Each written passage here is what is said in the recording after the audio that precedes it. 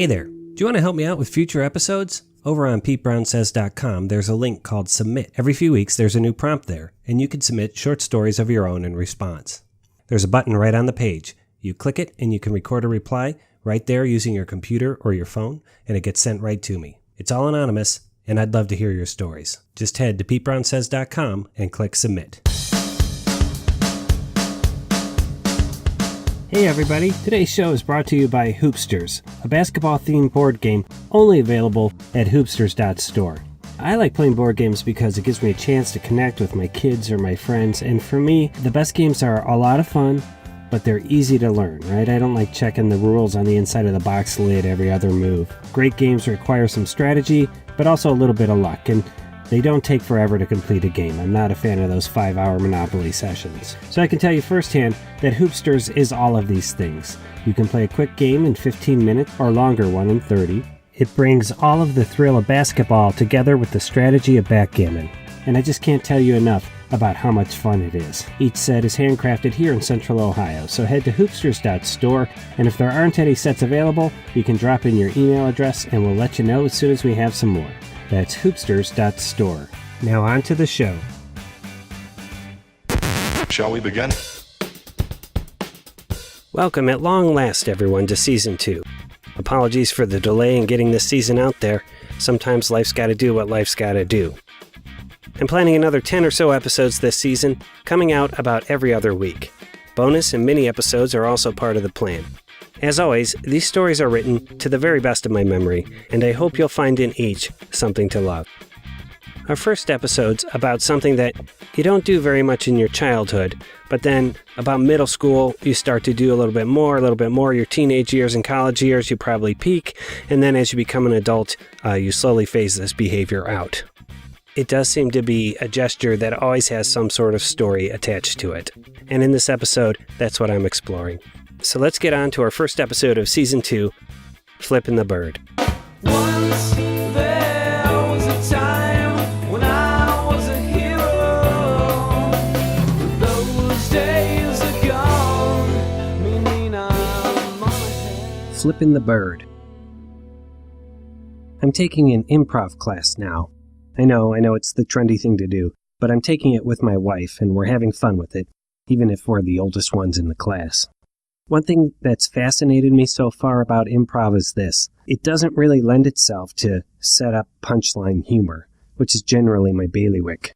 But when you're doing a scene with fellow improvisers, if you try to set up and then pay off with a punchline, you might get a laugh, but then you're just stuck in the scene with nowhere to go. And you better hope that another member of the troupe can bail you out. I found this a fascinating detail about humor, and as I thought about it, it made me wonder about a very basic question. Why is improv funny? And when I asked this question to our teacher, he told me, after the requisite, you're going to ask 100 improvisers and get 100 different answers to this question, he told me that the humor derives from real moments of genuine human connection between well-formed characters. We've been working on how to get into detailed characters quickly in improv lately. So the answer lined up with what we'd been learning.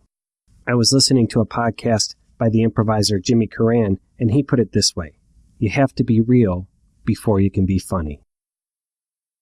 I was a creative writing major in my undergrad, and I have to admit, when I made this my major my sophomore year, I totally thought I'd be taking classes like Plots 101 and 100 Ways Someone Can Murder Someone in Your Story.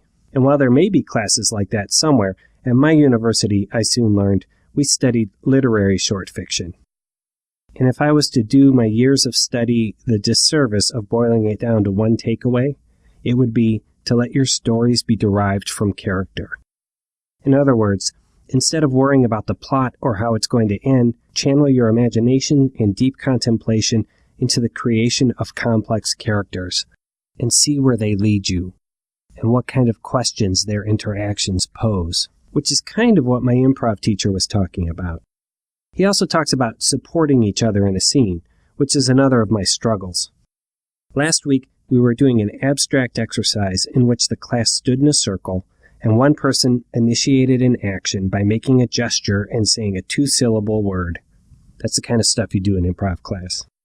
Now, if he or she looked at you when they did this, your job was to replicate what they did as closely as possible, but looking at someone else. And as the move makes its way around the circle, it changes slightly, over and over, until it ends up someplace totally different. It was like a game of telephone, but with gestures.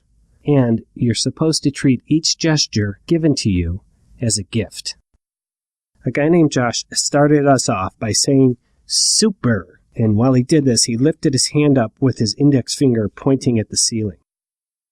This got passed around the circle for a while when I had this thought. Hey, I could change this from the index finger to the middle finger, and then everybody would have to give everybody else the finger. For some reason, I thought this would be really funny. Now, I'm not big on giving the finger, as this episode will explore, but as a youngest child, I am big on breaking rules. Still, this was only my third class with this group, and I didn't really feel like I was in a place with any of them where I could give them the finger. But my wife of 23 years, that was another story. Now, I don't really want to give my wife the finger. I've never done it in 23 years, and I can't imagine that I ever would. She has given me the finger on more than a handful of occasions, but in general, when I reflect on these instances, I was likely being exceptionally obtuse about something. My wife, too, is an oldest child, and in general, a much better rule follower than me. And so it further occurred to me that if I simply changed one finger in the movement, and thus gave her the finger, not only would she have to turn and pass it on to someone else, if she was following the rules of the game, she'd have to treat my giving her the finger as a gift. And I just don't think the universe gives you that kind of opportunity very often. What would happen if I did it? Would the blowback be intense? Would I be in the doghouse, my second home, by the way? Were we destined to drive back to our suburb 20 minutes away in icy silence? Should I? I called you out in front of everybody. I laughed really hard, and then I yelled, "Pete gave me the bird." I wasn't passing that on. Yes, I did it. I was surprised. And while it was really funny, my wife laughed, most of the class laughed about it. I did think it was funny, but I was surprised that you did something so extroverted. It did end up pretty much derailing the game we were playing, and we had to do a restart. I ended up apologizing to the ensemble, and the finger incident, as it has become known, has come up in each subsequent class, often like this. The teacher will ask a question about our roles in a scene, and then someone will give an improv-y answer about supporting each other. You bring a brick, they bring a brick, and you build something together. Then someone else in the class will go, "Yeah, but what about that time Pete gave his wife the finger?" I honestly don't think that's a legit question, by the way. I think they just want to bring up the finger incident again.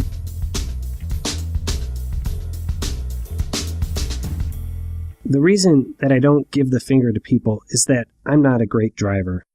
And driving, it seems, is the one activity in which there is an increased likelihood of finger giving and finger receiving for adults. We've grown out of the middle school and teenage years when giving our friends the finger seemed to be more of a regular occurrence. We're grown-ups now. We go to parties that have start times and end times on the invitation, and we use I statements when working through differences with our kids. I feel hurt when you give me the finger, for example. Now, I want to tell you that I don't think I'm a terrible driver, but I'm an honest, and honestly, sometimes I get lost in my head thinking about something, and I forget where I'm going. Or I fail to check in all directions, and I might cut someone off or something. I suspect we all do this to some extent, which is to say, I don't think I make mistakes driving any more or any less than the next guy, even if he won't admit it. But there certainly are those people, and maybe some of you listening, who secretly consider themselves God's gift to driving. And as God's appointed ambassador on earth for driving, these people feel it's incumbent on themselves to point out or try to correct everyone else's driving mistakes. You can sniff these people out, by the way, if they say something like, "Nobody in name of my city knows how to fucking drive." They're the kind of people that'll pull up next to you at a red light and roll down their window and tell you something you did wrong, or use their finger to write "learn to park" in the dirt on the back window of your car. I have a theory about the kind of person who feels the need to correct other people's driving. I secretly believe they're all just frustrated engineers, people who implicitly understand how a system of traffic is supposed to work and, fed up with the imprecise world, have to direct their rage at those of us who cut corners, sometimes literally, with beeps and shouts and yes, on occasion when warranted. middle fingers. I also secretly suspect, and I have no evidence for this, but I suspect that most of these very vocal of drivers are also our worst drivers, and that they stay on offense to cover up their own shitty driving. There's a saying I learned when I lived in Russia, Pustaya bochka pichi gremet, which roughly translates to an empty vessel makes the most noise. Although I've since learned, by the way, that this is commonly attributed to Plato. I've always taken it to mean that the people with the least amount to say, the empty vessels, the least amount of substance to offer, are also the ones talking the loudest and most frequently. It's definitely true in politics, and quite often in corporate life. Perhaps it rings true for driving as well. In any case, I've always felt that we as a society need to create a simple hand gesture that means, my fault, sorry, kind of a my bad. In sports, athletes do this by patting on their chest with an open palm and saying, that's on me, people, on me. But unfortunately, that sign doesn't work when you're driving because no one can see it. I'd love it if I had a button on my dash that makes the words, my bad, so sorry, light up on the back of my car.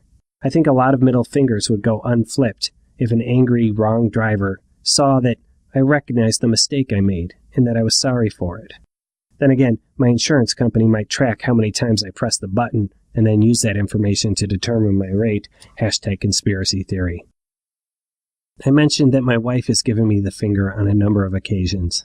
If she gets cut off or someone drives unsafely near her, she'll give that car the finger, but she does it under the dash where no one can see it, which I suppose is a good system if you need to do something with your anger. When I get cut off, I try not to be angry about it because, karma and what goes around comes around and all that. But say I need to get 3 lanes over to an exit lane and no one in any of those lanes seems inclined to let me in, I'll definitely swear up a blue streak, which tends to surprise my kids. But I always stop short of giving the finger. Once, I accidentally cut someone off in a parking lot, and I earned a loud horn blast because of it. Not even an angry blast, more of a, you're about to hit me kind of blast. And then, he pulled up alongside of me at the next light. I locked my doors, and prepared to bear some verbal abuse. But he just gave me a look, and then he held up his 2 fingers in a peace sign.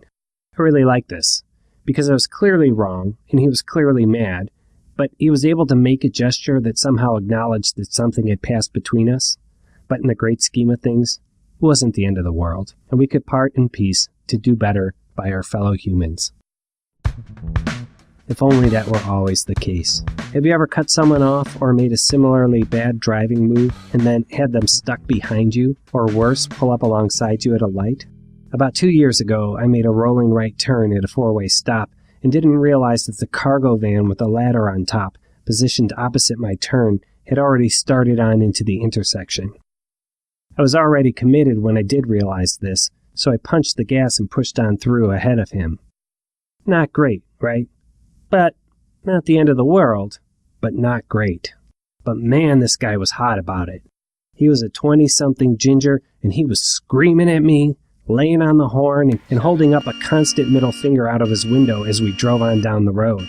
I could see his face getting redder and redder in my rearview mirror. I'm talking true road rage here, certainly way above and beyond what my transgression would seem to call for. What's worse, we were on a 2-lane road, 1 lane in each direction, and he kept darting into the opposite lane into oncoming traffic, attempting to catch up and pull alongside me. I don't know what he wanted to do, run me off the road, scream at me through his window, take a shot at me. Those all seem possible, given his state. I remember stuff like this happening a lot when I was in high school. My posse of peeps would be leaving a concert or a football game or even the movies, and another posse of juiced-up boys would see us, and there might be some posturing, and quite often a middle finger or 2 would get thrown, and there'd be a fight, or it would kick off some sort of insane car chase around the western suburbs.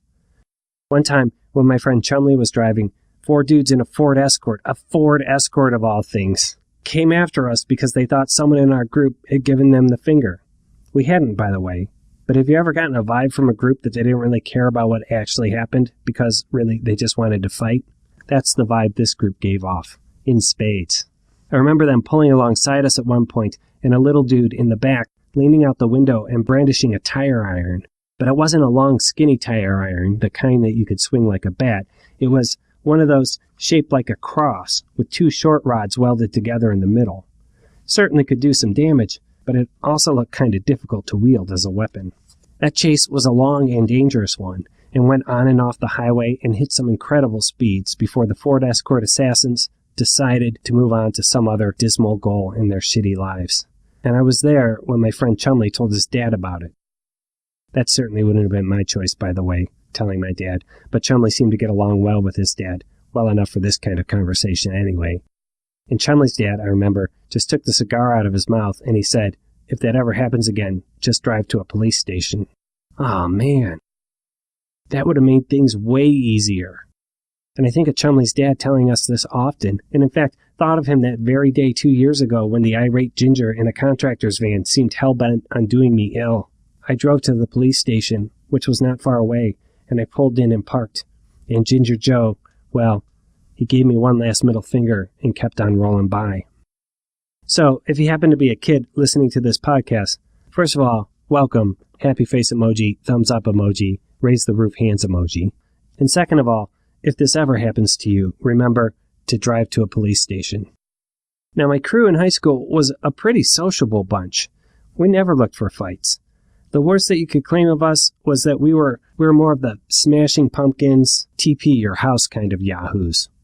Which is why I was so perplexed one Sunday morning during my sophomore year of high school when my parents told me, as I poured a bowl of Cheerios, that my friends had smashed out the windows in our car overnight. Yeah, right, I said. Really, my mom insisted. Dad saw them through the window. Knock it off, I said. It's not funny. Go see for yourself, my dad said. So I put my spoon down, and I walked out to our driveway, where our faux wood-paneled station wagon was parked, and indeed, the back and rear side windows had been smashed out. I was dumbstruck at this moment. Why would my friends do this? Had I done something? Had I somehow wronged someone so badly that this was an acceptable retaliation? I mean, it was an unsettling feeling for a kid to have. Who did my dad see? And through what window? I mean, as far as I knew, none of our windows provided a view of the driveway. So I was pretty riled up when I walked back inside and said, "I don't know who you think you saw, but my friends wouldn't do this." I actually think "said" is a little too tame here. It's likely that it came out in that slightly shouty, clipped voice I have when I'm trying and failing to hold in a wave of anger. It was enough for my parents to drop their charade, which they thought was hilarious, by the way, and tell me what really happened, which is that my sisters and their friends, who had taken the car to a concert the previous night at a venue that sat pretty much in the middle of a cornfield well south of town, and after the concert, while slowly waiting in the inevitable line of bumper-to-bumper traffic that forms between the venue and the highway, they got entangled in an imbroglio with the car behind them, an occupant of which got out with a tire iron in hand, the long skinny kind you can swing like a bat, by the way, and smashed the back rear side windows, both of which were situated around the way back of the station wagon, where the third row seat faced backwards, and where 2 people sat, one of whom, as it turns out, had given the finger to the car behind them. Those are the highlights of the story, as relayed to me by my parents, and for the record, my sisters and their friends all came through this business okay. I know that there's more to this story. I think there's some stuff involving a flung can of beer and some beat-up boyfriends, but I'm not going to get into it, nor do I have it in me to call up my sisters and ask, because surely they would chew me out just for bringing it up. So I'm sharing what I remember of this story, which may not be 100% accurate, and I'm doing it in more of an ask forgiveness rather than permission kind of way. Although I do wonder if the occupants of that way back of the station wagon learned a lesson that night about flipping the bird, or if it was something they continued to do in their lives. I too learned a lesson about flipping the bird the hard way, but a few years before my sister had. I'm thinking I was somewhere in the middle school years when this happened, 6th or 7th grade. I had 2 buddies in my neighborhood, Sean and Bunky, and we played a lot of backyard football and driveway baseball, and just about any sport you can imagine. We even invented a sport called roof ball, which was a kind of volleyball where you bopped one of those bouncy rubber footballs onto Sean's garage roof, and then the other player had to bop it back up there when it came down. It was a pretty fun game, now that I think about it. We also had a neighborhood swimming pool at the end of our street. an indoor pool, which I'm now recognizing as quite nice, and am appreciating in this moment far more than I did when I was a kid. Sean and I had gone to the pool and were walking back home on a chilly gray day in the fall. It seemed most of the leaves were down, but hadn't yet been raked back up. A middle-of-the-week kind of day, glazed with cold raindrops and the prospect of snow. As we walked, we heard someone calling out to Sean from across the street and behind us, and we turned and saw two kids Sean knew from school. Sean and I didn't go to the same school, by the way. I attended a Catholic school in the next town over, so I only kind of knew who these two kids were. There was a tall, bigger kid that we'll call Seymour, and a short and feisty sidekick of his that we'll call Scotty. For whatever reason, after they called to us, Sean said to me, "Just keep walking." So we did, and they called out again, "Hey, hey!" And so, in response, I lifted up my arm and I gave them the finger, without even doing them the dignity of turning around to look them in the eye when I did it. It was a walk-off, going-away reverse finger, if you know what I mean. And I don't know why I did it. To this day, I have no idea what they were calling out to us for, or why I felt like this would be an acceptable response. I only know that a few seconds later, I heard heavy, rapid footsteps crossing the street behind me, and I turned and saw them charging after us. So naturally, I ran. Sean didn't run, and they sped right on past him and caught up to me a few driveways down. Scotty leapt onto my back, and I ducked and rolled him over onto the concrete apron. But before I could reset myself, before I could even try apologizing or working out some solution to our problem, Seymour, much bigger than me, Seymour grabbed me from behind, pinning both of my arms behind my back. If you ever had this done to you, you know exactly what I'm talking about. And if you haven't had this done to you, then count your blessings. Seymour pinned my arms behind my back, and then Scotty stood up and brushed himself off, and he socked me good right in the mouth. Have you ever taken a punch in the mouth? I'm talking a direct, bare-knuckle punch with real malice behind it. What you remember most is not the pain of it, but the sound. That hard clank of bone on bone that rings out from inside your head. It grabs your attention pretty quickly and clearly. I managed to wrestle free of Seymour after this punch, and I picked up my gym bag and swung it wildly at Scotty to keep him at bay. And in the back of my mind, in the corner of my eye, I registered an old man's voice shouting, "Knock that off!" And I turned towards the voice. And an older man, I'd say retirement age at least, he was coming out of his doorway. I remember his knee-length camel hair coat and one of those dude caps, the kind that Samuel L. Jackson wears backwards, but he wasn't wearing it backwards. I think they're also called newsboy caps. But that's what he was wearing, and he was yelling at Seymour, "What'd you do that for?" And I remember Seymour, big old Seymour, sticking his hands in his back pockets and yelling back, "He flipped us the bird." "He did what?" the old man yelled. "He flipped us the bird," Seymour yelled. "The what?" And in answer to this, Seymour flipped the bird at him and said, "You know, the bird." I didn't stick out to see how this debate would go. I trotted away down the street towards my house, looking over my shoulder once to see Seymour and Scotty crossing back over to the other side of the street and walking away. And then, in the far distance, my friend Sean, just walking along. He had stopped and watched the fight from a few driveways back, but I guess, and I've never asked him about this, I guess he assumed, hey, I made my bed, so I was the one who had to sleep in it. I went straight up to my room when I got home. I didn't tell my parents, and the bruise on my jaw wasn't too noticeable. It's very likely that I just buried my nose in a book and tried to forget the whole thing had ever happened. But around 8:30 that night, my parents called me to come to the phone. Any millennials who are listening, first of all, I'm glad you're still with me. Praise emoji. But back in the day, it wasn't uncommon for a house to only have 1 or 2 landlines installed. And you actually had to lease the phone from the phone company. So ours was in the kitchen. It was an orange rotary mounted on the wall near the calendar, and you physically had to go to that room to answer it.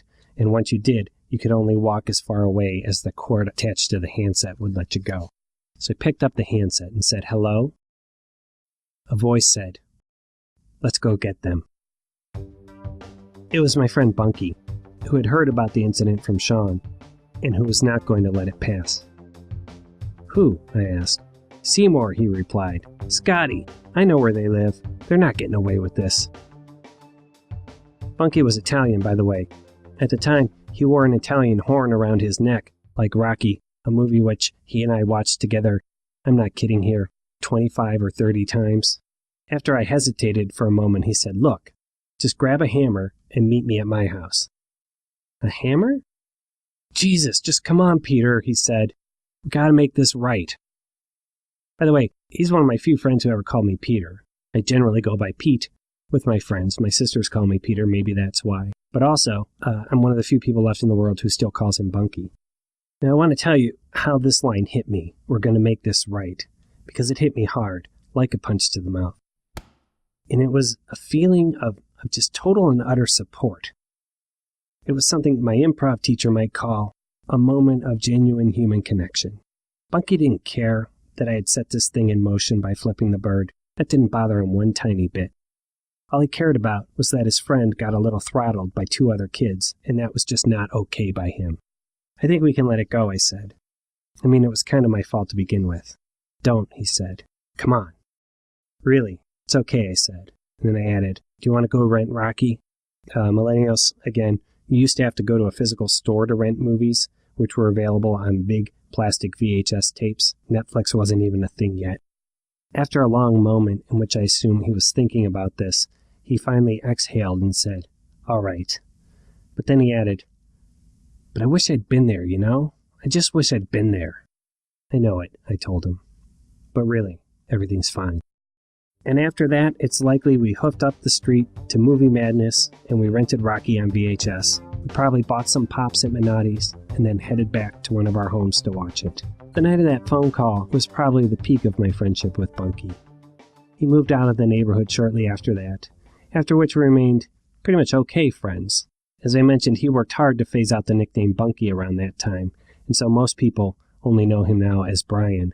In high school, we drifted into different groups of friends, but we often saw each other at parties and games and events and stuff, and we're always still friendly, if not close friends anymore. So when I say that night was the peak of my friendship with Bunky, I think what I mean is that it was the peak of my childhood. Thereafter, I had stepped into a world with real consequences for your actions. I went on to wrestle through the complications of puberty, the mystery of girls, and the cage match that is middle school. And just as I think of Chumley's dad telling us to drive to the police station, I often think of this phone call with Bunky when I'm trying my best to support someone with whatever it is they're dealing with. A lost job, a car accident, cancer, grief, being married to me. You know, traumas.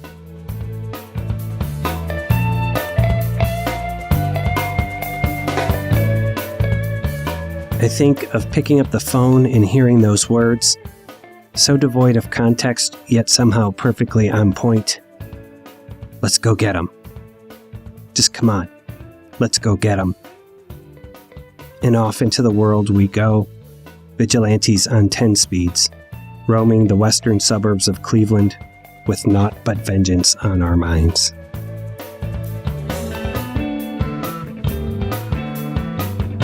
And also, a hammer? What the right? I mean, I'm glad I never landed on Bunky's bad side. That's all I'm saying.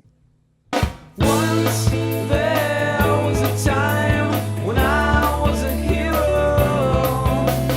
Those days are gone, meaning I'm on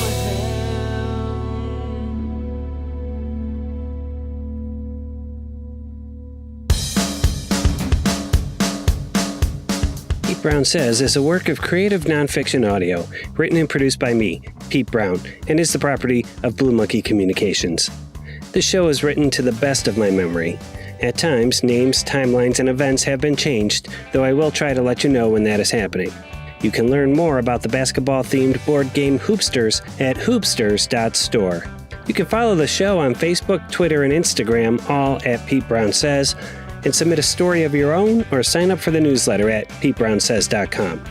There's also a link there to buy me a cup of coffee if you want to help cover production expenses. If you like the show, please tell a friend about it. I'm growing an audience one listener at a time, and your help is crucial to that effort.